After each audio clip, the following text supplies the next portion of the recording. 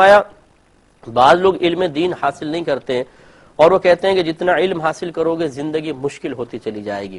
ان کا کہنا کیسا ہے؟ دیکھیے یہ جہالت بھرا قول ہے. زندگی کی آسانی اور مشکل کا کیا شرعی تصور آپ کے ذہن میں ہے؟ یہ شرعی چھوڑ دیں, دنیاوی تصور کیا ہے؟ اصل تو ہماری اخروی زندگی ہے. جو زندگی ختم ہونے والی حقیقتاً وہ زندگی نہیں, اس کا اینڈ تو موت ہے. لیکن زندگی تو حقیقی زندگی وہ ہے جس کے بعد موت نہیں, اور وہ آخرت کی ہے. تو اس لیے آسانی یہاں کی نہیں, آسانی وہاں کی دیکھی جائے, اور وہاں کی آسانی علم کے بغیر حاصل نہیں ہو سکتی ہے. یاد رکھیں کہ ہم نے اپنی زندگی میں مشاہدہ یہی کیا ہے کہ جو علم نہیں سیکھتے ان کی زندگی مشکل ہے. حرام بھی کھا رہے ہیں, گھروں کے اندر حرام کام ہو رہے ہیں, مثلا طلاقیں ہو جاتی ہیں, 3 طلاقیں دے دی ہیں, پھر بھی 20 سال سے رہ رہے ہیں, بچے بھی پیدا ہو رہے ہیں. یہ تو میدان محشر میں جا کر معلوم ہوگا کہ حضرت آپ نے جو دنیا کے اندر مزے کیے تھے اور علم کو بوجھ سمجھ کے پسے پش ڈالا تھا اور علماء کو 2-4 برے الفاظ بھی کہے تھے, ان کی باتیں سن کر ناک بھون چڑھائی تھی, اب یہاں پہ لائن میں کھڑے ہو جائیے اور اب اس کا حساب و کتاب دیجئے. میدان معاشر میں اللہ تبارک و تعالی انعامات آپ کی میری مرضی کے مطابق نہیں دے گا. اس کے اپنے قواعد ہیں, اپنے قوانین ہیں, اپنے رولز ہیں. اگر آپ نے یہ تصور کیا کہ دنیا میں بڑھ کے مار کر ہم دیندار کو خاموش کروا دیتے ہیں, فلاں کو خاموش کروا دیتے ہیں, معاذاللہ ایسے ہی میدان معاشر میں بھی ہمیں ٹھیکہ حاصل ہوگا, تو یہ آپ کی بہت بڑی بھول ہے. وہاں بھیگی بلی بنے کھڑے ہوں گے, وہاں زبان کھولنے کے قابل نہیں ہوگا, اتنا خوف اور دہشت کا عالم ہوگا. اس وقت وہاں پر وہی قانون چلے گا جو اللہ تبارک و تعالی کا قانون ہے.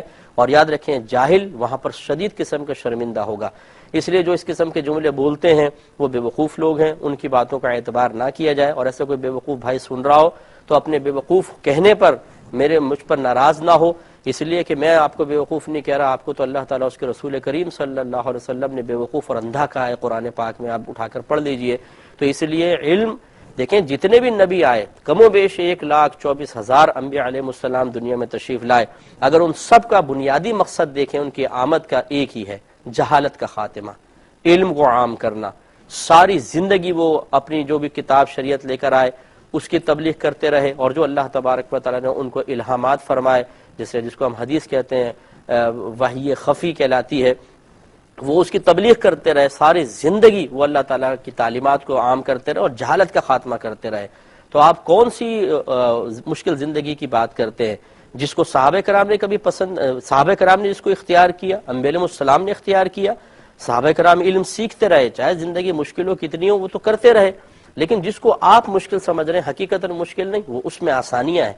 اور جس کو آپ ابھی آسانی سمجھ رہے ہیں وہ حقیقتاً آسانی نہیں ہے, وہ بہت بڑی مشکل ہے. موت کا ایک جھٹکا انشاءاللہ آپ کو بتا دے گا کہ مرتے وقت ہی انسان کو پتہ چل جائے گا, جب ہزاروں فرشتے عذابات لے کر نازل ہوں گے, اور خدا نخواستہ اگر اللہ ناراض ہوا اور جاہل شخص کی موت بڑی سخت ہوتی ہے, پھر اس کے بعد قبر کا معاملہ, قبر میں جا کر کیا آپ کی چرب زبانی بچائے گی؟ وہاں پر تو علم ہی بچائے گا. علم کے مطابق کی گئی عبادات, علم کے مطابق کمایا گیا رزق, علم کے مطابق حاصل کردہ تقوی, یہ ہمیں وہاں بچائے گا اور یہی میدان معاشر میں عزت دلوائے گا. جاہل کو تو پتہ ہی نہیں ہوگا میں نے کرنا کیا ہے. تو اس طرح جاہلانہ زندگی گزار کر اور اسی قسم کے جملے کہہ کر اپنے گھر والوں کو بھی گمراہی کے راستہ دکھانا اور انہیں غلط راستے پر لگا کر صاحب گھر کے سرپرست فخر کرتے ہیں کہ جی ہم تو اپنے بچوں کو بس ہم اپنی سوچ کے مطابق لے کر چلتے ہیں. ان مولویوں سے تو میں نے ہمیشہ دور رکھا ہے. اچھا جی, دور رکھ لیجئے آپ مولویوں سے.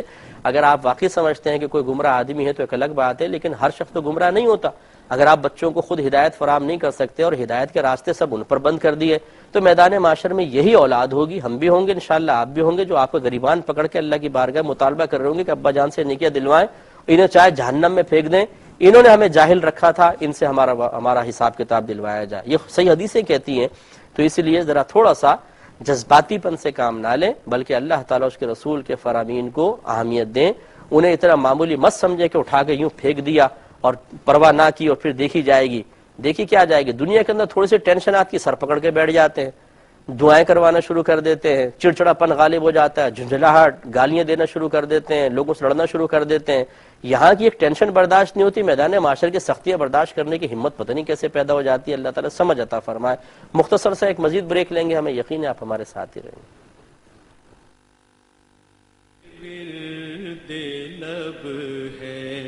گے.